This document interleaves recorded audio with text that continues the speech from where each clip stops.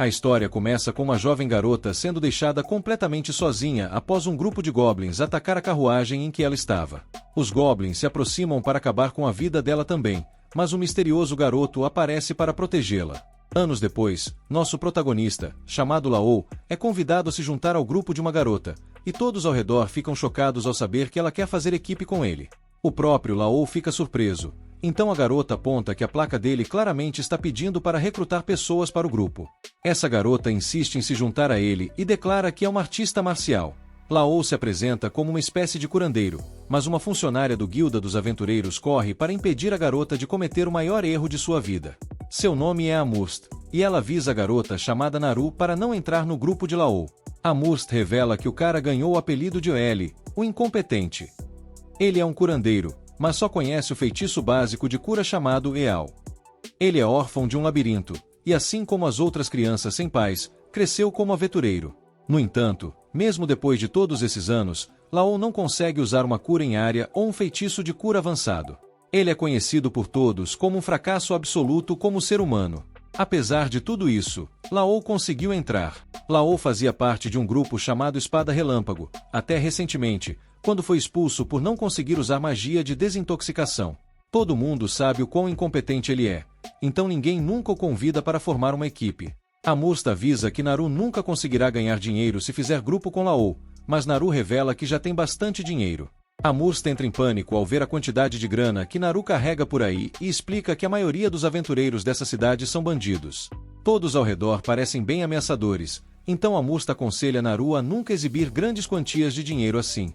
Naru agradece gentilmente, e Amurst percebe que ela é bem novata nessa coisa de ser aventureira. Amurst se oferece para apresentar a Naru um grupo iniciante bacana, mas, como uma boa golpista, diz que vai cobrar por esse favor. Surpreendentemente, Naru recusa a golpista, dizendo que quer se juntar ao grupo de Laou há muito tempo. Laou e Naru vão assinar alguns papéis para oficializar a equipe, e Naru fica encarando Laou com um olhar profundo. Por algum motivo, ela o admira muito e está aliviada por finalmente encontrá-lo de novo. A pequena esquisitona leva um susto quando Laou pede para ela assinar o nome, mas logo se recompõe. Laou paga a taxa da guilda, e o grupo deles agora está oficializado.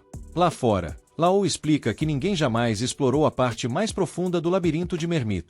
Ainda existem muitos mistérios lá dentro, e ninguém sequer sabe quem é o chefe final. Muitos aventureiros sonham em encontrar riquezas imensas lá dentro, por isso se reuniram na cidade de Mermit, tornando-a uma das maiores cidades do país. Laou é um verdadeiro psicopata, já que quer ir para o labirinto naquele exato momento, o que faz Naru se perguntar se isso é realmente uma boa ideia, já que o grupo foi formado há apenas algumas horas. Além disso, antes de saírem, Amurst avisou Laou que ele só poderia levar Naru para as planícies, pois ela ainda é uma novata. O labirinto vaza poder mágico para alguns lugares ao redor, o que faz monstros surgirem por lá. As planícies são um desses lugares, mas apenas monstros fracos aparecem por lá. É o lugar perfeito para iniciantes, mas é tão vasto que é difícil encontrar monstros. O labirinto é exatamente o oposto, cheio de monstros, e é exatamente isso que Laou está procurando. Ele garante a Naru que eles não terão problemas, contanto que não se aprofundem muito, e que ele pode lidar com as coisas se algo der errado. Laou está estranhamente confiante para um curandeiro, mas Laou diz que não é nada e eles continuam em frente. Quando chegam ao destino, Naru insiste em liderar. Ela é uma artista marcial, então é justo que Laou apoie por trás como curandeiro. Laou fica feliz com a confiança dela, mas se pergunta se ela realmente sabe lutar.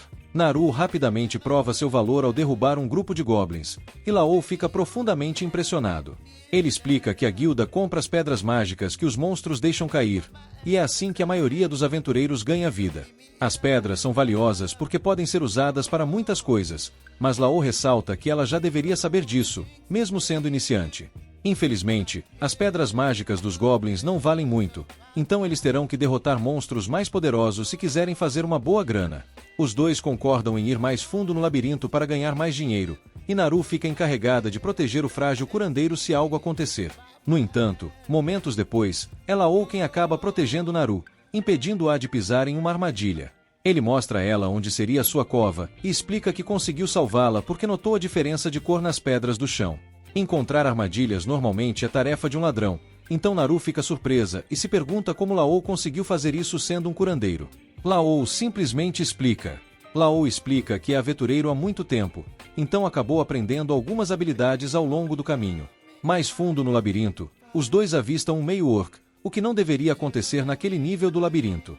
Meio-orcs são conhecidos como demônios de nível médio, e seus corpos robustos os tornam muito difíceis de derrotar. O poder deles é equivalente ao dos monstros dos níveis mais baixos do labirinto, então eles jamais deveriam aparecer nas camadas superiores. Naru se pergunta se é hora de fugir, mas Laou está confiante de que eles podem derrotá-lo se trabalharem juntos. Ele não quer forçá-la, mas, surpreendentemente, Naru concorda, confiando no julgamento dele. Naru começa a luta, mas fica assustada quando seu primeiro ataque a faz sentir como se estivesse chutando uma parede de tijolos. Felizmente, a besta é bem lenta, mas Naru ainda acaba sofrendo alguns danos. A luta rapidamente se complica para ela, que acaba encurralada, mas, surpreendentemente, a criatura não consegue finalizá-la. Nesse momento, Naru só consegue olhar, perplexa, ao ver que Laou a resgata a tempo, cravando sua espada bem no peito do orc. Laou fica aliviado ao ver que Naru está bem, mas ela só consegue se perguntar se ele é mesmo apenas um curandeiro. Laou desconversa novamente e... Laou explica que seus anos trabalhando como aventureiro o levaram a aprender algumas técnicas de combate corpo a corpo. Naru comenta que o ataque dele não pareceu apenas uma técnica simples, mas Laou a distrai, apontando que ela está ferida. Naru não parece muito preocupada, mas Laou é um curandeiro nato, então sabe que até mesmo os menores ferimentos precisam de tratamento adequado. Naru insiste que está bem, mas Laou a cura mesmo assim. A pedra mágica deixada pelo orc é muito maior que a dos goblins e tem muito mais poder mágico, o que significa que valerá uma boa grana. Laou explica que já viu o suficiente de Naru em termos de habilidade de combate e que também ganharam uma boa quantia de dinheiro, então eles podem ir para casa agora, mas ele deixa a decisão para Naru. Ela diz que ainda consegue lutar, então os dois continuam a caçar mais monstros. Depois, a Must fica impressionada ao ver quantos monstros eles derrotaram em apenas um dia. Ela percebe que Laou deve ter levado a novata para o labirinto e, pior ainda, o fato de eles terem uma pedra de orc significa que ele a levou para o nível intermediário. Laou a corrige, explicando que eles foram apenas para o nível superior e que o orc não deveria estar lá. Laou explica que isso está de acordo com o que os outros aventureiros também têm comentado. Os superiores andam bem ocupados recentemente, então a Must acha que algo está acontecendo no labirinto. No entanto, o humor dela muda rapidamente ao ficar feliz em pagar pelas pedras mágicas que eles trouxeram. Naru fica meio desconfiada com a animação de Amust, e Laou explica que os funcionários da guilda recebem um aumento de salário quando compram pedras mágicas. Isso só vale quando são os aventureiros sob a responsabilidade deles, o que significa que, quanto mais os aventureiros ganham, mais Amust ganha. Laou fica chocado com o valor do pagamento, e Amust precisa lembrar ele de dividir o dinheiro com Naru. Claro que ele não se esqueceria, mas está surpreso porque, mesmo dividindo, ainda é 10 vezes mais do que ele já ganhou antes. Laou entra numa profunda depressão ao perceber o que isso significa. Amust explica a Naru que ele estava sendo enganado quando era membro do grupo Espada Relâmpago e nunca recebeu a parte justa das recompensas. Naru fica furiosa com isso e exige que a guilda faça algo. A decisão cabe a Laou, que prefere seguir em frente, pois está feliz com sua nova equipe e quer esquecer o passado. O par deixa a guilda, mas... um homem misterioso observa os dois à distância enquanto eles deixam a guilda. Mais tarde, a gananciosa Must conta alegremente seus ganhos, mas é surpreendida pela presença de um homem. Esse sujeito charmoso é seu chefe, e ele só espera que a Must não tenha ajudado Laou a encontrar um novo grupo. A Must explica que ela não tem aquele dom extraordinário de persuasão que seria necessário para convencer alguém a se juntar ao grupo de Laou. Em vez disso, havia apenas uma garota que enxergou algo especial nele. O chefe charmoso parece saber quem é a garota de cabelo azul, mas isso preocupa por algum motivo. Naquela noite, Laou se surpreende ao descobrir que a notícia de que ele tem um novo membro em seu grupo já se espalhou pela cidade. O incompetente Laou é bastante conhecido, então encontrar um trouxa para se juntar ao seu grupo é um grande acontecimento. Ele se prepara para reservar um quarto, e Naru fica um pouco abalada com a ideia de compartilhar um quarto com ele. Laou, percebendo a situação, decide que eles devem dormir em quartos separados, mas isso parece desapontar Naru. Os dois vão para seus respectivos quartos para passar a noite, e Naru começa a se lembrar de quando foi curada. Acontece que Naru era menina na carruagem, e Laou foi o rapaz que a resgatou. Ela era muito grata por ele tê-la curado, mas Laou pediu desculpas por não ter conseguido fazer mais. Curiosamente, Naru manteve uma atitude positiva, mesmo com perigo iminente, apesar de os goblins. Terminaram com a vida de todos que devem ter estado na carruagem. Naru não parecia se importar e apenas fez um voto de se tornar uma aventureira. Ela desejava se juntar ao grupo de Lao um dia e prometeu protegê-lo. Desde então, Naru tem treinado muito e esperou ansiosamente para estar ao lado de Lao. Quando ouviu que ele havia sido expulso de seu grupo, ela imediatamente correu para a cidade. A pequena Stalker fica satisfeita ao ver que seu plano funcionou perfeitamente. Ela formou um grupo com Lao e até derrotaram um orc juntos. Naru está fazendo tudo isso por ele, mas se entristece ao pensar que Lao não a reconheceu. Isso é compreensível, já que sua aparência mudou muito, mas não é só isso que mudou. Lao está muito mais forte do que antes e parece não precisar mais de sua proteção.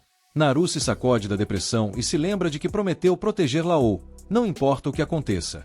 Com essa motivação renovada, ela se prepara para dormir, mas ainda há algo que a intriga. Ela não consegue entender por que as pessoas chamariam Lao de incompetente quando, na verdade, ele é realmente poderoso. Quando ela pensa no passado, lembra que a velha equipe do L estava em péssimo estado depois de levar uma surra de um dragão feroz. L até curou a garota que estava machucada, mas não conseguiu desintoxicar os venenos que ela tinha no corpo. Ele garantiu que o veneno ia desaparecer se ela descansasse um pouco, mas isso só deixou a garota mais irritada. A equipe começou a se desintegrar porque o líder precisava de todo mundo na luta, mas a garota estava sem condições de batalha. A galera começou a discutir porque o L disse que iam precisar de antídotos, mas ninguém tinha grana para comprar. O líder então chamou o L de um inútil total e mandou o mago lançar todo o poder mágico que tinha. O Fireball, bola de fogo, só deixou a besta mais brava ainda, e o líder começou a surtar com a incompetência de todo mundo. Ele se deu conta de que ninguém conseguiria liderar um time de perdedores, e como um herói, decidiu dar o fora, recomendando que todos fizessem o mesmo. O mago foi o primeiro a sair voando. Lá ajudou a garota ferida. Depois disso, ele foi chutado do grupo da Lightning Sword. Ele levou toda a culpa por terem falhado em derrotar a Hydra e foi expulso por ser um curandeiro com defeito.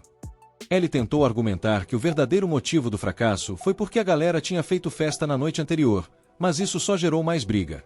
O líder decidiu que o mago escolheria quem estava errado, mas ela ficou intimidada e acabou colocando a culpa no L.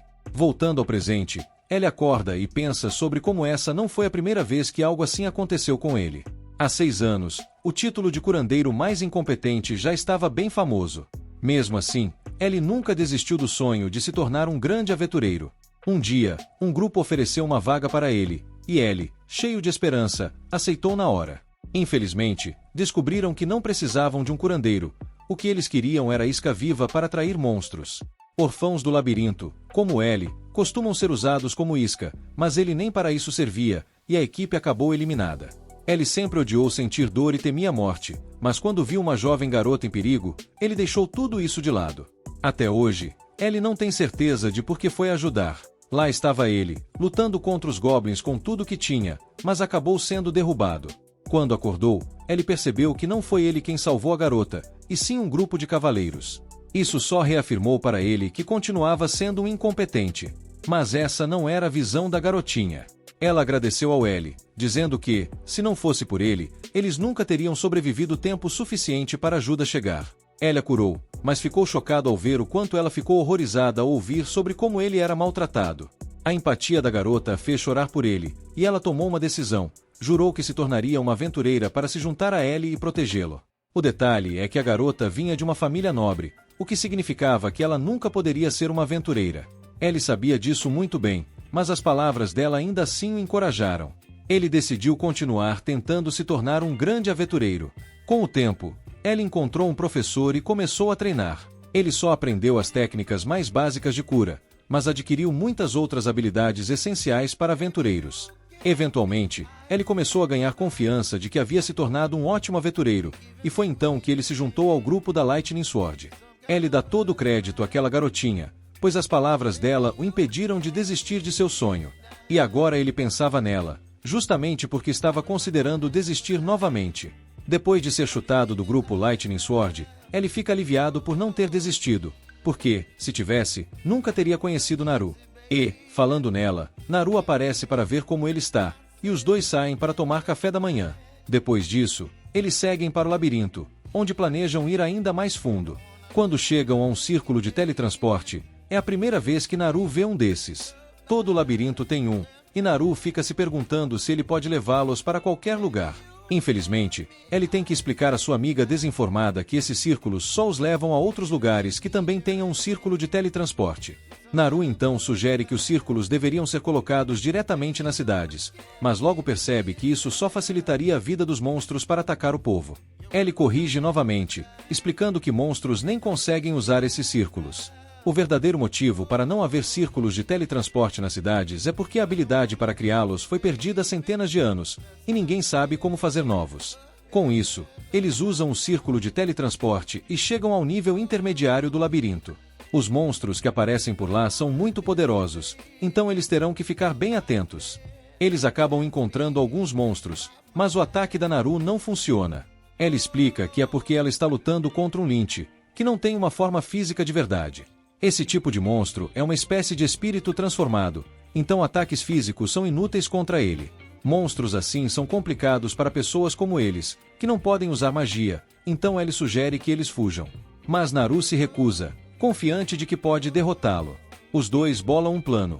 Ellie atrai a atenção do Lynch e o conduz na direção de Naru. Com um treino extremo, alguns humanos podem manipular a energia que dentro de seus corpos. Artistas marciais, como Naru, que praticaram por anos, conseguem fazer isso. Esse Ki permite que o usuário ataque até mesmo espíritos como o Lynch. Naru usa essa técnica e simplesmente destrói o Lynch. Os dois heróis comemoram, mas Naru acaba se machucando. Ellie usa uma ferramenta mágica que aumenta os efeitos de cura e cuida dos ferimentos dela. As pedras mágicas encontradas por aventureiros geralmente acabam nas mãos de artesãos que as transformam em ferramentas mágicas. O Lynch que eles acabaram de derrotar deixou para trás um núcleo mágico, e Naru já está pensando em quanto ele vai valer quando eles voltarem para a guilda. Mais uma vez, ela está impressionada e agradecida. As pedras que o nosso par de heróis trouxe renderam uma quantia surpreendente de dinheiro. Com isso, os dois voltam para a cidade e, no caminho, acabam se deparando com uma grande discussão. Ela explica que muitos aventureiros têm se envolvido em brigas ultimamente, e vários encrenqueiros têm aparecido, perturbando a paz da cidade. Ellie conclui que não há nada que eles possam fazer a respeito, então sugere que eles gastem uma grana em uma refeição chique. A garçonete fica na dúvida se eles realmente podem bancar uma refeição tão cara, mas ele logo manda ela calar a boca e trazer uma cerveja. Naru também quer se esbaldar, mas uma garçonete mirim avisa que eles não vendem álcool para menores de idade. Enquanto devoram a comida, Naru decide perguntar sobre algo que estava a intrigando. Ela viu uma estrutura muito alta na cidade, mas que não tem entrada nem janelas. Não parece ser um monumento, e na verdade, há várias dessas construções pela cidade. Ellie também não faz ideia do que são, mas ele já havia perguntado a alguns moradores. Os artesãos disseram que foram eles que as construíram, mas nem eles sabem o que essas estruturas são. O mais estranho é que ninguém sabe quem é o cliente que está pagando por isso. O pagamento pelas construções foi entregue por um agente, que, por sua vez, estava sendo representado por outro agente. Há uma longa cadeia de agentes envolvidos, o que deixa claro que a pessoa por trás de tudo isso definitivamente não quer ser descoberta. No entanto, como as estruturas não estão incomodando ninguém, os moradores da cidade não fazem muitas perguntas. Ellie comenta que eles deveriam estar construindo um muro em volta da cidade, mas Naru prefere a cidade do jeito que está. Ellie aponta que eles estão vulneráveis a uma invasão, mas Naru, de forma surpreendente, diz que não há necessidade de proteção. Ela nota que há mais aventureiros nesta cidade do que em qualquer outra que já viu, então ladrões e monstros não teriam chance em caso de invasão. Mais tarde, os dois se preparam para dormir. Naru quer dizer algo para Ellie, mas acaba desistindo na última hora. Ela pensa em como queria sugerir que eles dividissem o mesmo quarto, mas simplesmente não consegue dizer isso em voz alta. Enquanto isso, Ellie reflete sobre o quão bom é ter alguém como parceira. Ele se pergunta se a garota que ele conheceu anos atrás irá aparecer novamente, mas, de qualquer forma, ele agradece mentalmente por ajudá-lo a chegar tão longe como aventureiro. No dia seguinte, o líder da Lightning Sword apresenta um novo curandeiro para a equipe. A garota se apresenta, mas os outros não parecem muito empolgados. O líder, por outro lado, está cheio de otimismo e declara que, desta vez, eles com certeza conseguirão derrotar a Hydra. Em outro lugar, um homem sinistro recebe informação de que alguém chamado a Bela Adormecida está em uma certa cidade. Anson é quem está passando essa informação, e ele revela que a Bela Adormecida se juntou a Ellie. O homem fica preocupado porque o tempo está se esgotando e ordena que Anson expulse Ellie da cidade imediatamente. Mais tarde, o grupo da lendária Espada Relâmpago observa à distância o Hydra que os derrotou da última vez, enquanto planejam um novo ataque. O líder está sedento para vingar a humilhação passada, e ele explica o novo plano para a equipe. Ele e a curandeira vão partir para cima da fera, enquanto o ladino dá uma volta sorrateira e o mago os apoia com magia. Lyra, a nova curandeira do time, corta o barato na hora. Eu? Na linha de frente. Vocês estão malucos? A equipe fica boquiaberta. Afinal, o curandeiro antigo dava conta de levar espadada no peito sem nem piscar, o que deixa Lyra ainda mais surpresa. É sério isso? Pergunta ela. Quando o grupo aponta que o tal Lau foi quem conseguiu cortar a cabeça da Hidra na última batalha, Lyra só falta desmaiar. Me colocar contra isso? Nem nos meus piores pesadelos. O líder suspira e diz para ela ficar lá atrás, curando feridas e, claro, cuidando do veneno da Hidra. Ele está determinado a vencer, com ou sem o antigo curandeiro, e uma coisa é certa, dessa vez, a Hidra vai cair. Enquanto isso, no salão da guilda, Lau e Naru aparecem de novo, carregando um monte de tesouros impressionantes da masmorra. Amurst, que estava de olho, se pergunta como é possível que essas riquezas venham dos níveis mais baixos. E também se esses dois não estão se metendo onde não deviam. Perigo desnecessário. Que nada. R garante a Amurst que o pequeno grupo Tvan deles está jogando seguro nos níveis mais fáceis da masmorra. Amurst, porém, sugere que eles cresçam o grupo um pouquinho, afinal, mais gente significa mais lucro. Claro, ela não está sendo nada altruísta, o objetivo é forrar o próprio bolso também. Lau concorda que a ideia até faz sentido, mas acha que o momento não é o melhor. Ele está bem satisfeito com o que tem por enquanto. Eles pegam seus ganhos e percebem que, com o tanto de grana que juntaram, já podem alugar uma casa só para eles. Equipes mais bem de vida costumam alugar casas como fortalezas, onde guardam tesouros e itens valiosos que não caberiam num simples apartamento. Sem contar que, como Amurst bem destaca, um quartinho de hotel meia-boca não é lugar para o amor verdadeiro florescer entre os membros da equipe. Enquanto Naru está sonhando com todas as possibilidades, Lau está perdido em pensamentos, lembrando de quando seu antigo grupo tinha uma fortaleza própria, onde ele era forçado a dormir espremido num depósito. Coitado, Lau tenta ser positivo, mas, olha, o cara já passou por cada perrengue. Falando em perrengue, o time da Espada Relâmpago também não está numa boa. A luta deles contra a Hidra foi, no mínimo, um fiasco. Estão todos machucados e...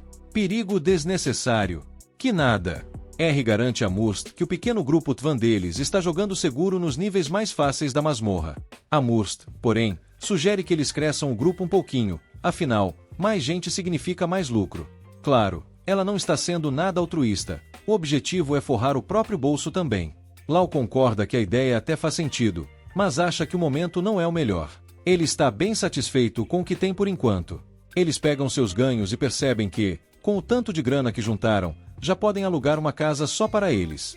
Equipes mais bem de vida costumam alugar casas como fortalezas, onde guardam tesouros e itens valiosos que não caberiam num simples apartamento. Sem contar que, como Amurst bem destaca, um quartinho de hotel meia-boca não é lugar para o amor verdadeiro florescer entre os membros da equipe.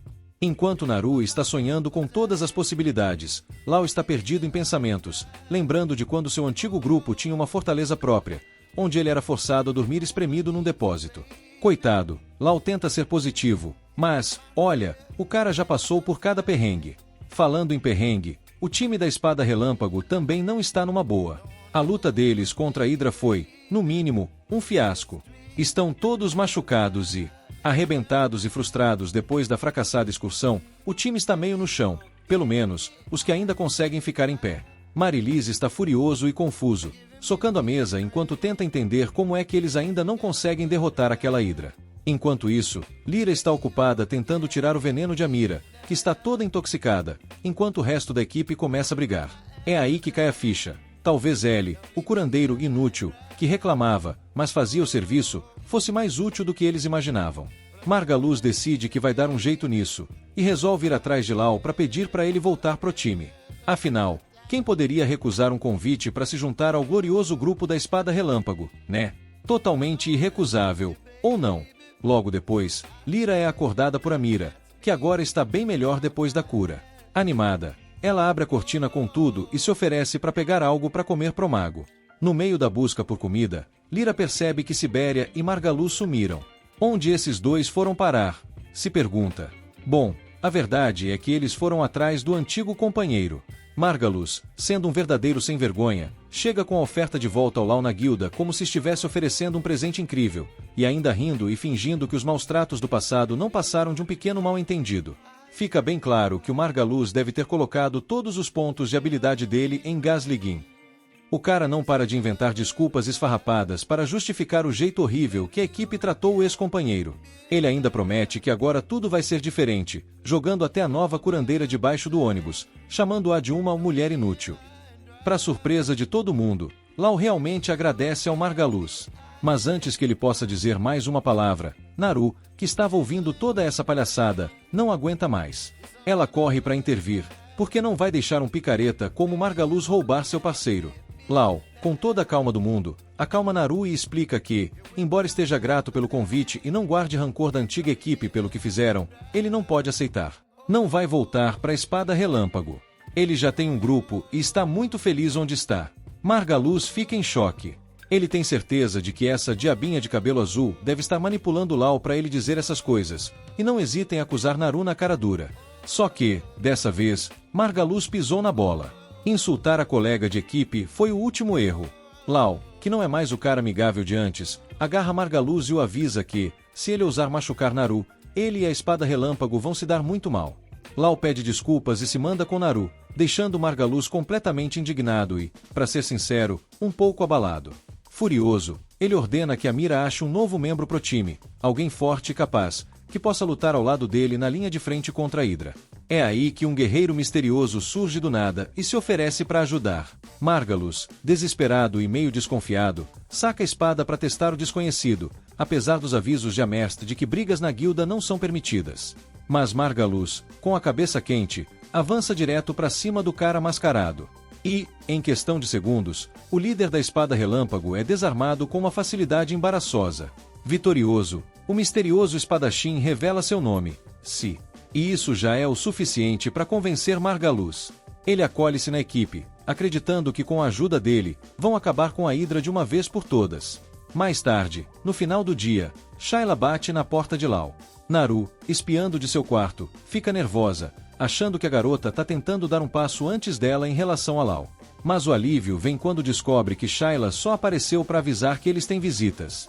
Acontece que o resto da antiga equipe de Lau está à espera, Amira e Lyra. As duas estão preocupadas, com medo de que a terceira rodada contra a Hydra seja outra catástrofe. Bem, o líder da equipe, com sua mente brilhante, ou não tão brilhante assim, acha que eles precisam da ajuda de Lau. Afinal, foi ele que conseguiu cortar a cabeça da Hydra na última vez, então, com certeza, se ele voltar, a equipe pode derrotar a criatura sem ninguém sair gravemente ferido, outra vez. Naru, sempre rápida no gatilho, levanta uma questão interessante. Por que diabos a Mira e o resto da Espada Relâmpago ainda estão com Margaluz? Ninguém ali parece estar se divertindo. Então qual é o motivo para aguentar tudo isso? A maga explica que, apesar de Margaluz ter suas falhas, como ser um mentiroso, traidor, covarde, desgraçado, um canalha de marca maior que nem escova os dentes, ele ainda é o companheiro de equipe deles, e lealdade é algo importante. Essa explicação faz o sangue de Naru ferver, e ela rapidamente rebate. Ah é? E Lau? Ele também era seu companheiro de equipe, e olha só como vocês trataram ele. Esse argumento é um golpe baixo que faz a Mira desabar em lágrimas, totalmente consumida pela culpa. Ela sabe que Naru está certa. A Mira admite que foi uma covarde, com medo de ser expulsa da única equipe que já fez parte, e por isso seguiu as ordens do Margaluz sem questionar. Entre soluços, ela implora por perdão. Enquanto isso, Lyra tenta convencer Lau de que a Mira realmente está arrependida, lembrando que a maga até chamou o nome dele enquanto delirava por causa do veneno. Sempre calmo, Lau conforta Mira e, magnânimo, aceita o pedido de desculpas. Lau, sempre o diplomata, tranquiliza Mira, dizendo que não guarda rancor nenhum, mas... voltar para a Espada Relâmpago. Ah, não, valeu. Passo. É um momento meio agridoce, mas antes que as lágrimas fluam demais, Miss Mary, a cozinheira, faz sua entrada triunfal com um banquete daqueles. Ela, com seu jeito carinhoso, já está de olho na pobre Mira, achando que a menina precisa de uns quilinhos a mais ou, no mínimo, de um sorriso no rosto. E, claro, sua culinária é capaz de proporcionar ambos. Aproveitando a distração deliciosa, Lau, Naru e Lyra dão aquela escapada estratégica para bater um papo em particular. Naru não perde tempo e solta real. Essas duas deviam dar o fora da Espada Relâmpago. Tá na cara que não vai rolar coisa boa ali. Mas, como sempre, a vida não é tão simples. Lau, com sua memória de elefante, lembra das palavras venenosas de Margaluz sobre a nova curandeira e avisa Lyra: se você continuar nessa, vai ser um inferno com eles. Mas a Mira não vai abandonar sua equipe, e Lyra, leal como sempre, não vai abandonar a Mira. Resultado: as duas estão presas no caos da espada relâmpago, sem muita saída à vista. De volta à base, a equipe de Lau apresenta sua nova adição. Para surpresa de Lyra, ela reconhece o novo integrante na hora. Aquele disfarce estilo fantasma da ópera não adiantou de nada. Ela o chama de Zig, mas Margaluz, sempre pedante, a corrige. Ah, não, esse aqui é o Si. Como se fosse mudar muita coisa, né? Lyra, que não é boba nem nada, já saca na hora que o tal Si é exatamente o cara que ela pensa. Totalmente desconfiada, ela não cai nessa de nova identidade e exige saber o que tá rolando. Si, no melhor estilo, calma que eu sou misterioso, tenta dar uma de Kenshin Imura, fingindo que tá tudo de boas. Mas quando Lau aponta para a espada roubada, pertencente ao nada famoso Sr. Ronaldo, se perde a pose na hora. Ele tenta salvar a própria pele, explicando que herdou a espada de seu mestre e faz aquela cara de quem diabos é Ronaldo. Mas vamos combinar, o disfarce furado já foi pro espaço. Ainda assim, Lyra suspira, joga a toalha e decide deixar-se continuar com essa palhaçada mais um pouquinho. Afinal, quem sabe, vai que ele até seja útil para o grupo. Enquanto as nuvens de tempestade se formam no horizonte, ambas as equipes se preparam para enfrentar o desconhecido. Mas uma coisa é certa, ninguém tem ideia do que tá por vir. Dan, o labirinto perdido, deixa Nara enfrentar alguns monstros intermediários sozinha, e até agora ela tem mandado bem. Mas, com tanta movimentação, a fome bateu pesado, então ele sugere uma pausa pro almoço. Nara vibra e saca as comidas que preparou, mas, espera aí, isso tá parecendo um banquete chique demais só para um almoço.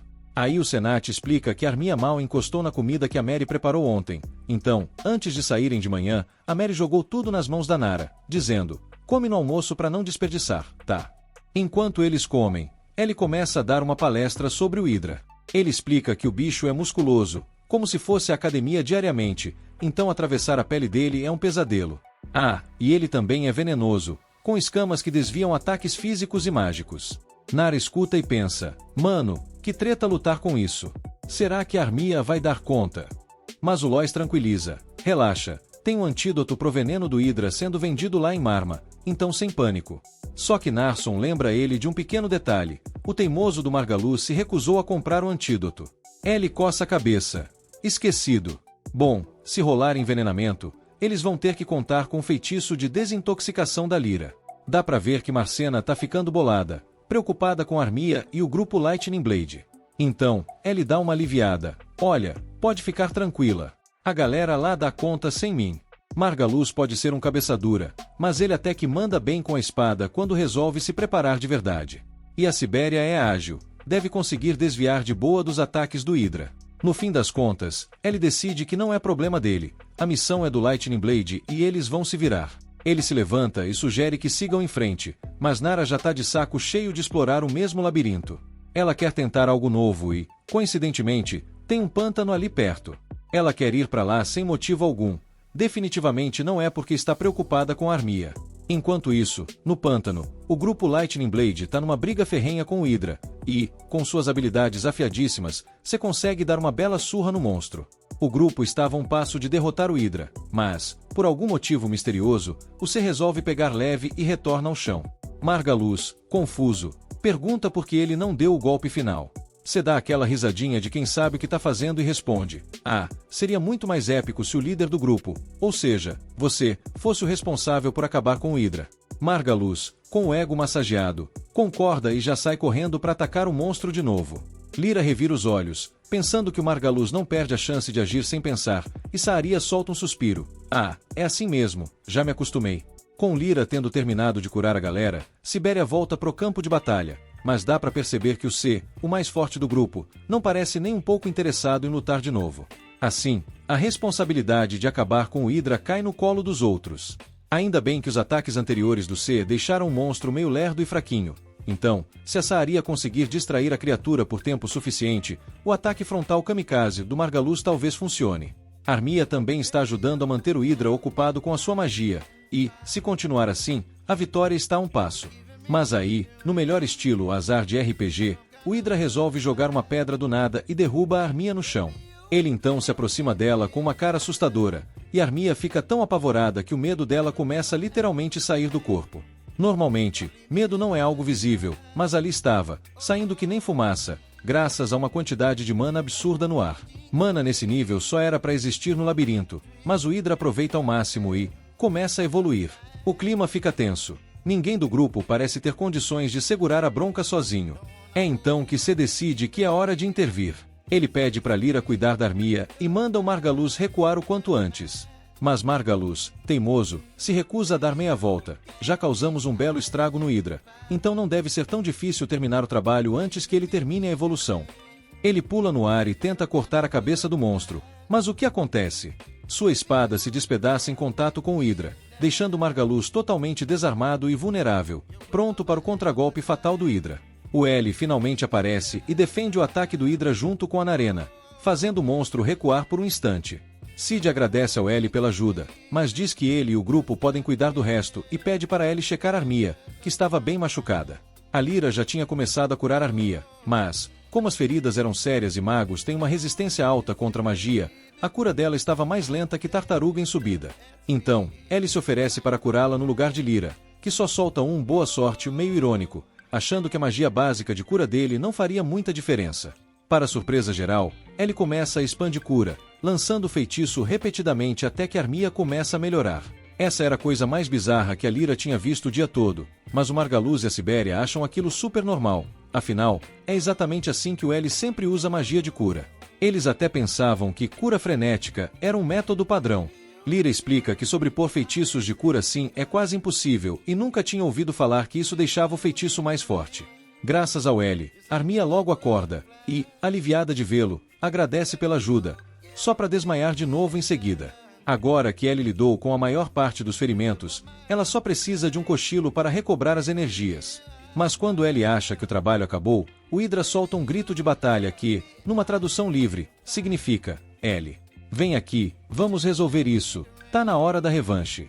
Cid estava pronto para acabar com o bicho de vez, mas, já que o Hydra parecia ter uma treta pessoal com L, ele pergunta se ele quer resolver isso.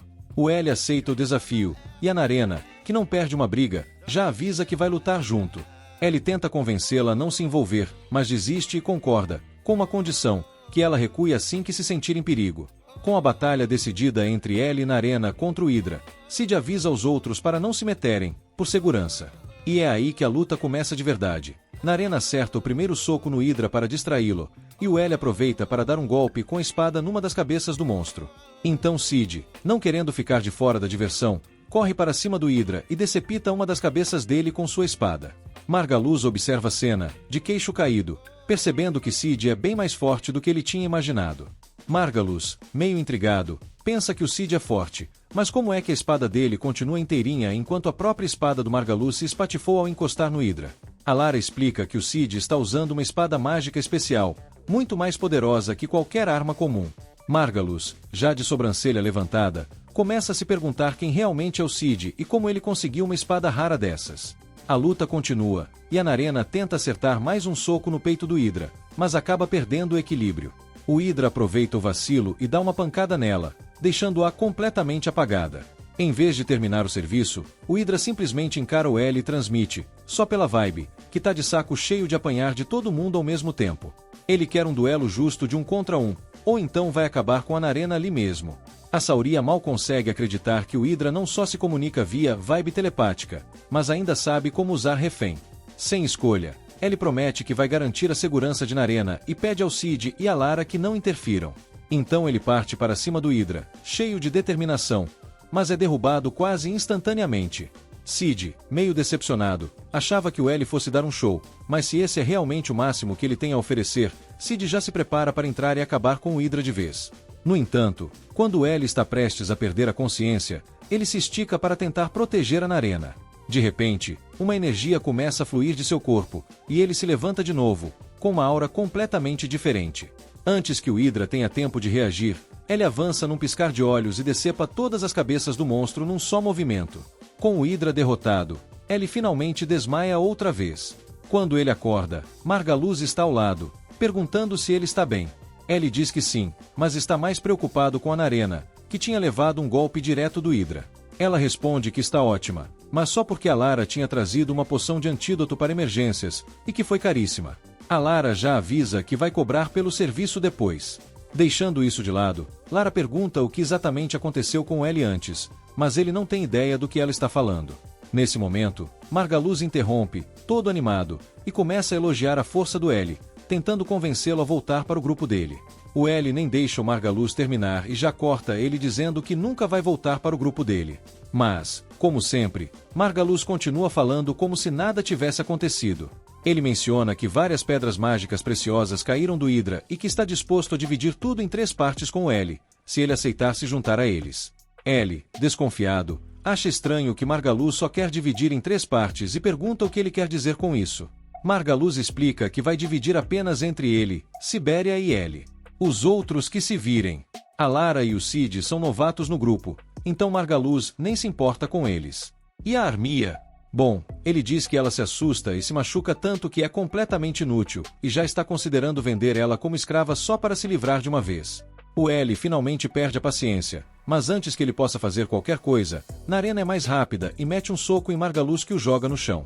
Margaluz, indignado, começa a reclamar alto, dizendo que é contra as regras da guilda que aventureiros ataquem uns aos outros, e que vai reportar a Narena para tê-la expulsa. Ele ainda pergunta se todos viram o que ela fez. Curiosamente, parece que todos ali ficaram cegos de repente, no exato momento em que Narena socou Margaluz. Porém, o que todo mundo conseguiu ver claramente foi o fato de que Margaluz e Sibéria estavam discutindo vender Armia como escrava, e isso é crime grave. Cid, como autoridade, não pode ignorar uma violação tão cruel, então ele imediatamente declara que ambos estão presos sob acusação de tráfico humano. De volta à guilda, descobrimos que Cid é um aventureiro da família real e que tinha recebido relatórios sobre a segurança precária da cidade, especialmente devido a alguns aventureiros suspeitos. Ele foi enviado para investigar, e assim que chegou, deu de cara com as armações de Margaluz e Sibéria. A Lara então pergunta o que vai acontecer com os dois. Pelas regras da guilda, além de serem expulsos, eles vão enfrentar acusações de tráfico humano, o que no melhor dos cenários para eles pode significar uma vida inteira de prisão com trabalho forçado. Ao ouvir isso, Margaluz e Sibéria começam a entrar em desespero e imploram ao Cid que os poupe, dizendo que não podem passar o resto da vida na prisão. Eles estão tão patéticos que até ele começa a sentir um pouco de pena. Ele então pede para conversar com Cid em particular. Cid concorda e eles saem para ter essa conversa. O Cid, curioso, pergunta sobre o que o Ellie quer falar. Então ele explica que, apesar de Margaluz e Sibéria não serem as melhores pessoas do mundo, eles também já tiveram sonhos de serem aventureiros, assim como ele. Mas, em algum ponto, esses sonhos mudaram e se tornaram uma obsessão por fama e fortuna.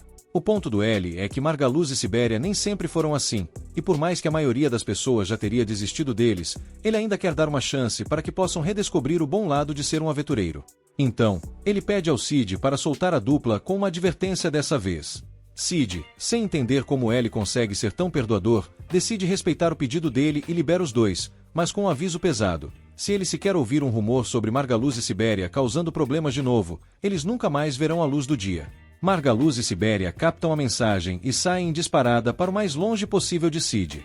Assim que os dois somem no horizonte, Armia pergunta se foi realmente uma boa ideia deixar esses dois irem assim tão facilmente. Cid responde que, mesmo se eles fossem expulsos, isso não os tornaria pessoas melhores. Então, ele mesmo vai monitorar a dupla de agora em diante, para ver se eles tomam jeito ou não. Enquanto isso, Narena pede desculpas ao Ellie por ter forçado ele a se envolver nessa situação com Margaluz, mas Ellie diz que está tudo bem. Ele pode até nunca superar completamente o jeito como Margaluz e Sibéria o trataram quando faziam parte do mesmo grupo, mas agora ele se sente bem melhor sabendo que eles deixaram a cidade e ele não precisa mais se preocupar com eles. Mais tarde, naquele mesmo dia, Cid se encontra em particular com Lyra e revela o verdadeiro motivo de sua vinda à cidade. Ele foi enviado para monitorar Marmet porque um número estranhamente alto de monstros tem evoluído ali, e definitivamente tem alguma coisa suspeita por trás disso. Ele precisa resolver esse mistério e, para isso, quer a ajuda da Lyra formando uma nova equipe, assim como antes. Lyra até topa, mas com uma condição: Cid terá que permitir que Armia se junte ao grupo, já que ela precisa de um lugar para ficar. Cid concorda, e ainda acha ótimo porque mais membros significa que ele pode expandir sua vigilância, e tem um aventureiro em especial que ele quer ficar de olho. Depois, vemos que os três fracassados Liar e Armia se uniram, e a jovem maga parece bem abalada após tanto trabalho infantil. Raz então os parabeniza pela união, e Rose e Naru seguem para o salão da guilda. A batalha com a Hidra rendeu a eles algumas pedras mágicas para trocar por uma graninha, mas Rose quer mesmo é começar uma missão. Ele explica que ser aventureiro não é só lutar com monstros, tem que caçar itens importantes e proteger os indefesos também. Ele quer que Naru ganhe experiência, e ela quase desmaia ao perceber o quanto ele se importa. Na guilda, eles são recebidos com olhares venenosos. Parece que a notícia da vitória sobre a Hidra já se espalhou, e Rose alerta Naru de que uns pilantras podem querer roubar suas pedras mágicas. Um desses pilantras, Marmel, chega e pede para falar com ele. Rose hesita, mas Marmel manda seus capangas irem chutar pedras para terem uma conversa privada. Rose acha que ele quer roubar suas pedras, mas se surpreende quando Marmel se curva, pedindo desculpas em nome dos aventureiros. Eles sabiam que Margaluz era um escroto e nunca ajudaram Rose, ainda por cima zoando seu cabelo ridículo e personalidade sem graça. Naru quer logo fazer o cara engolir o pedido de desculpas e sugere que Marmel deveria polir a espada de Rose e beijar suas pedras mágicas. Marmel acha exagero, mas isso só deixa Naru ainda mais irritada. Depois de anos de desrespeito, ela acha um bom começo. Rose, tentando não ser cancelado por forçar alguém a polir sua espada, diz que nada disso é necessário. Afinal, ele ainda é um incompetente. Rose confessa que está mais acostumado a levar insultos do que elogios, e eles apertam as mãos, dissipando a tensão no salão da guilda. Com isso, nossos heróis finalmente podem vender seu loot. Alier, a atendente, fica de queixo caído com o tamanho estranho da pedra mágica que eles trouxeram, lembrando aquelas vezes em que mostrei minha coleção de Pokémon para alguém. Rose acha que o formato estranho da pedra é resultado de mutação do monstro, e Naru teme que isso afete o preço. Mas, para surpresa dela, a guilda oferece 10 vezes mais do que o normal, já que uma pedra assim é raridade. Ainda assim, o fato de um monstro absorver tanto mana e mutar fora do labirinto é preocupante. E, com outros relatos de monstros agindo estranho, Rose pergunta por que a guilda não manda alguém investigar. Antes que Alier responda, surge o Sr. Ansome, aquele chefe com aura de protagonista que convida os dois para seu escritório. Ele explica que essas mutações são raras, mas acontecem, e solta uma. Se Rose está com medo, talvez seja a hora de sair da cidade de vez. Naru fica irritada com a arrogância do Sr. Seachão, e Alier comenta que ele sempre foi assim. Ela menciona o Sr. Misty, o verdadeiro presidente da guilda, que está tão velho que mal consegue subir escadas sem tropeçar. Com a saúde mental do Sr. Misty em decadência, Ansome acabou assumindo o comando e tem fama de ser sério e exigente. Rose, pouco interessado no drama de escritório, só quer ver as missões disponíveis. Naru, por outro lado, fica indignada com algumas opções ridículas, tipo escoltar um cara que quer pescar num lago subterrâneo do labirinto. Alier, sempre de olho na grana, lembra que qualquer trabalho com recompensa vale a pena. Rose encontra uma missão de derrotar monstros, e Naru já fica empolgada. Mas Alier corta o barato. Um fênix está perto de um círculo de teleporte, e enfrentar esse bicho só com um curandeiro e uma artista marcial é suicídio. Sem ataques de longa distância, eles precisariam de um guerreiro, um mago e outro curandeiro capaz de curas em área. Se querem mesmo essa recompensa tentadora, vão precisar de ajuda. Nossos heróis logo lembram de 3 aventureiros perfeitos para a tarefa, Lyra e Siege, que aceitam a missão. Lyra, no entanto, sussurra sobre Rose bem na frente dele, como se ele fosse surdo. Ela diz a Siege que essa é uma boa oportunidade de observar o curandeiro banido em ação. Perguntam a opinião de Armia, mas a pequena maga está ocupada refletindo sobre como foi parar com esse grupo de desajustados. Ela decide seguir o fluxo, surpresa que Rose ainda queira trabalhar com ela depois da traição digna de um top 10 de animes. Mas Rose, sempre o coração mole, perdoa fácil e só quer olhar para o futuro. A equipe se prepara para a missão, comprando suprimentos e cuidando dos papéis da guilda. No meio disso, Rose e Naru vão comprar poções, quando Naru é abraçada por trás por um estranho sem camisa. Ela se assusta e quase lança o sujeito longe, até perceber que é alguém que ela conhece. Miss Rama, que se apresenta como uma poderosa encantadora e autoproclamada deusa do fogo. Rama, conhecida pelo infame apelido de Deusa do Fogo que ela mesma inventou, aparece e logo suspeita que Naru está aprontando. Ela confirma que foi enviada pelo pai de Naru, que está indignado por sua filha favorita ter fugido para fugir com algum rapaz. Mas o choque real vem quando Rama reconhece o tal rapaz, nada menos que Rose, seu ex-aluno incompetente, que mal aguentou as primeiras lições antes de desistir. Rama pede um momento a sós com Naru para discutir assuntos de família, deixando claro que não quer forasteiros escutando. Porém, Rose, do nada, cria coragem e se recusa a sair, declarando que Naru é importante para ele e que ele não vai a lugar nenhum. Rama, divertida com a audácia dele, lança a lentíssima bola de fogo mais ridícula que o anime já viu. Rose desvia facilmente, e o único dano causado é uma coxa de peru queimada de um pobre espectador. Naru tenta amenizar a situação, dizendo que não exatamente fugiu, só esqueceu de avisar a família e deixou um bilhete que dizia algo como "saí para encontrar meu irmão Rose, sem preocupações." Como se isso fosse acalmar seu pai. Rama exige uma explicação para esse comportamento bizarro, mas Naru hesita, pois, na verdade, ela andava espionando Rose há tempos, com informantes relatando cada passo do rapaz. Naru revela que sempre esteve de olho em Rose desde que ele foi expulso do clã Lâmina Relâmpago. Como uma boa stalker, ela viu uma chance e aproveitou. Quando Rose percebe o quanto essa história deixa Naru desconfortável, ele sugere que talvez fosse uma boa ideia ela voltar para ver o pai. Naru fica abalada, temendo que seu pai possa proibir a aventura, o que os manteria separados para sempre. Mas Rama, tentando ser diplomática, diz que o pai dela não está nem aí para a profissão de aventureira. O único receio dele era que ela voltasse com o namorado fracassado. Depois, Rama, em tom meio sarcástico, pede ao estúpido aprendiz que traga um vinho para ela e Naru.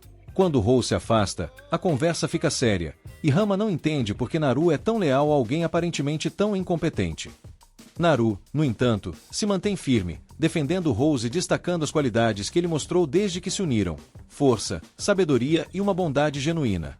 Ele tem feito de tudo para ajudá-la a crescer como aventureira, sempre colocando as necessidades dela acima das dele. Com isso, até Rama fica tocada. Ela percebe que Rose mudou, e foi Naru quem causou essa transformação positiva. Aconselhando Naru a permanecer ao lado de Rose, Rama se despede, desejando boa sorte à dupla. Ela, por sua vez, tem uma missão em mente: revelar os segredos do misterioso presidente da guilda, Sr. Miss. Com tudo preparado e sem mais dúvidas, a equipe segue em frente, prontos para a próxima etapa dessa aventura. E agora, nosso querido e nada convencional time de aventureiros está completo. O sábio exército dos magos, o nosso curandeiro favorito e, claro, sua parceira guerreira estão prontos para dar uma surra épica no pobre Fênix que ousou cruzar seu caminho. Esse pássaro nem sabe o que o espera. O time teletransporta direto para Dungeon, prontos para ação, especialmente Naru, que já quer dar porrada antes mesmo de se equilibrar no chão. Mas nada de Fênix à vista, só corredores estreitos. Enquanto avançam, a turma está no encalço do monstro, sabendo que ele vai preferir espaços mais abertos para voar e espalhar fogo. Até que, finalmente, eles tropeçam numa caverna gigante, com pilastras destruídas e teto alto. Nari e Armin ficam surpresas de achar um lugar tão espaçoso lá no fundo do labirinto. Lyra lembra que ouviu boatos de um caminho novo descoberto ali perto, uma área inexplorada, cheia de tesouros esperando por aventureiros corajosos. A empolgação dela contagia as meninas, mas se dá uma segurada na animação, lembrando que tem um monstro tenebroso guardando a entrada, e ninguém conseguiu passar até agora. Por isso mesmo, o monstro vale uma bela recompensa. Ralph investiga o lugar e acha sinais de queimadura entre os destroços, provando que a Fênix esteve por ali. Ele testa jogando uma pedra para dentro da caverna, que ecoa pelo local vazio. Sabendo que o bicho é territorial, ele espera que o monstro ataque ao ouvir o intruso. E é isso mesmo que acontece. Um portal brilhante abre no teto, e uma bola de fogo em chamas sai voando pela sala, revelando a Fênix em pleno voo. A batalha tá só começando, e o calor tá subindo. Enquanto isso, no salão da guilda, Alher tá lá de boa, sem fazer nada, quando uma guerreira de biquíni entra desesperada.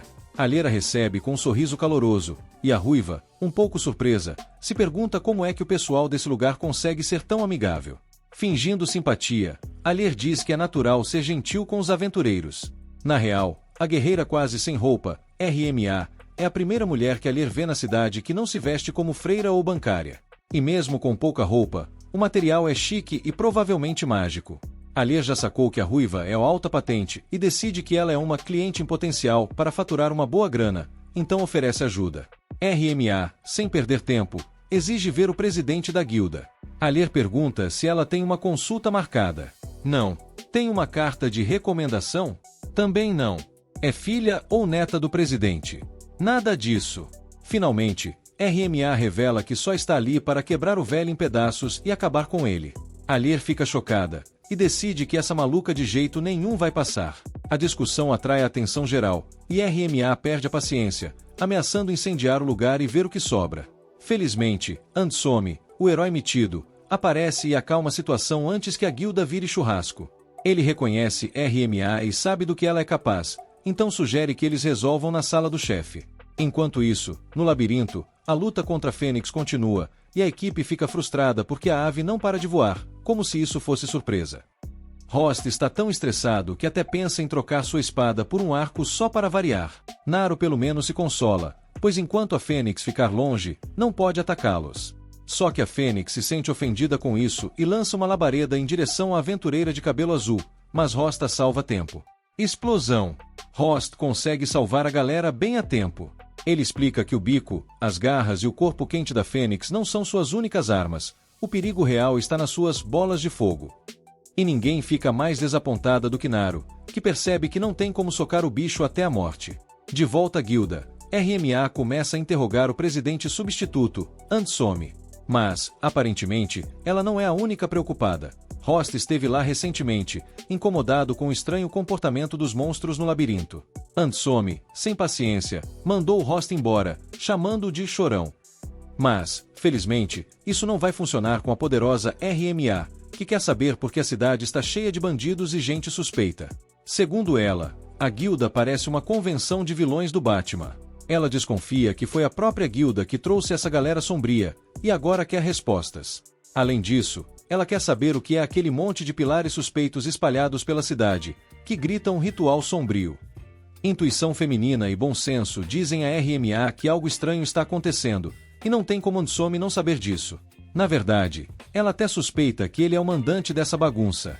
Em Marmet, a guilda tem autoridade total, o que faz do líder praticamente o rei da cidade.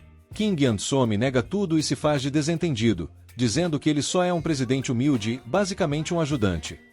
RMA perde a paciência e o acusa diretamente de encher a cidade de malfeitores para afastar aventureiros respeitáveis, aqueles curiosos que poderiam questionar o que está acontecendo de verdade.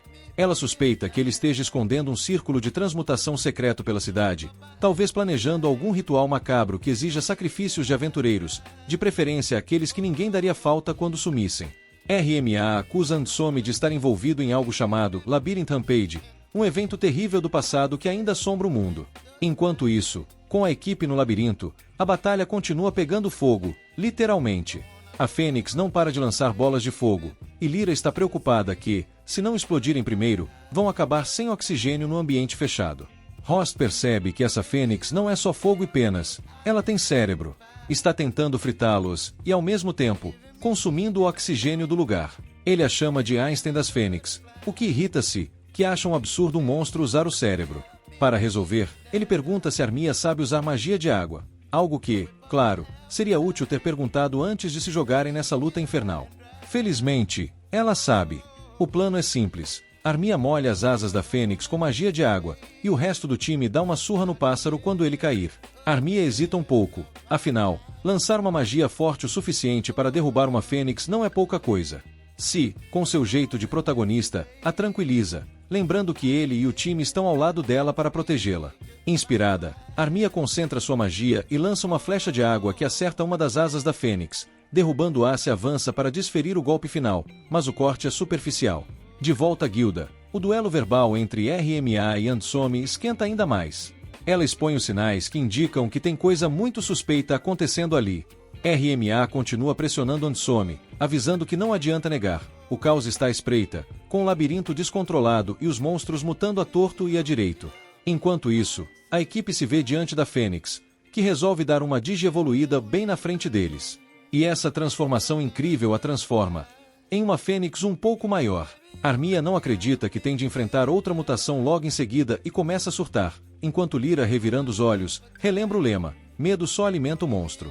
Sentindo o terror de Armia, a Fênix lança um ataque de fogo azul, e parece que Lyra e Armia estão prestes a virar churrasquinhos flamejantes. Mas eis que se aparece em grande estilo, fazendo seu flash step diretamente na linha de fogo e cortando o ataque ao meio antes que alcance Armia. Ele jura que a Fênix não vai colocar nenhuma peninha nela, desviando mais bolas de fogo com sua espada. Se então encoraja a jovem maga, lembrando que, se querem alguma chance, é com a magia dela. Lyra tenta ajudar, mas Armia diz que precisa se erguer sozinha para ser capaz de apoiar o time. De volta à guilda, a deusa do fogo, RMA, sai furiosa por não conseguir respostas. Irritada, resolve descontar sua raiva em um dos pilares misteriosos pela cidade, mas sua chama é simplesmente absorvida pela Pedra Branca, que dissipa o fogo. Enquanto isso, a equipe faz o que pode contra a Fênix. Naru, sem poderes mágicos ou cortes épicos, opta pelo seu melhor soco direto no pássaro, mas, sem ser uma Tyson, o golpe faz a Fênix recuar, praticamente sem danos. A mão de Naru está pegando fogo, e ela sai correndo como uma doida enquanto a Fênix, irritada depois de levar um soco surpresa no bico, tenta atacar com suas garras. Mas Rose entra no meio com sua espada, embora as chamas estejam tão intensas que derretem o próprio metal. A situação está crítica, mas Armia finalmente terminou de carregar sua magia, uma super flecha de gelo, um feitiço de outro nível, que atinge a asa da Fênix e praticamente a destroça. A ave cai um pouco mais baixo, o que dá a Naru a chance de se jogar de volta na batalha. Ela pula em cima de uma coluna destruída, ganha altitude e crava o pé na cabeça da Fênix, jogando-a ao chão. Essa é a oportunidade que o grupo precisava. Rose avança e dá o golpe final na Fênix, derrotando-a com um só golpe certeiro. A equipe fica impressionada com a coragem da pequena maga Armia, que prova seu valor ao lado deles. Ela fica emocionada com o reconhecimento dos amigos, e Lyra respira aliviada por Rose não ter ativado seu modo Super Saiyan sombrio. Si, claro, diz que vai continuar de olho no herói, só por precaução. De volta à taverna em Marmet, o grupo está pronto para comemorar com uma rodada de bebidas. Lá, encontram RMA, já bebendo como se não houvesse amanhã, e ela revela que achou o grupo graças ao Alhur, que os vendeu por umas moedinhas. Rose planeja fazer um bom dinheiro com a recompensa pela Fênix e sugere que RMA compre comida em vez de mais bebida, mas RMA não gosta nada das delícias locais, para desgosto da atendente Shayla, que decide dar um tempero especial no próximo prato deles. É aí que o grupo descobre uma verdade chocante sobre Naru. Ela vem de uma família riquíssima. Rose fica boquiaberto, percebendo que Naru é a mesma garotinha que ele resgatou anos atrás. No esconderijo do presidente, ele e Ansome discutem as mutações e os problemas que se acumulam, mas o presidente, estranhamente, não parece nem um pouco preocupado com o aparecimento da deusa do fogo Reala. Na verdade, ele está feliz. Afinal, ele vai precisar da ajuda de seus discípulos para lidar com RMA muito em breve. Nos vemos no próximo vídeo, filhote. Valeu!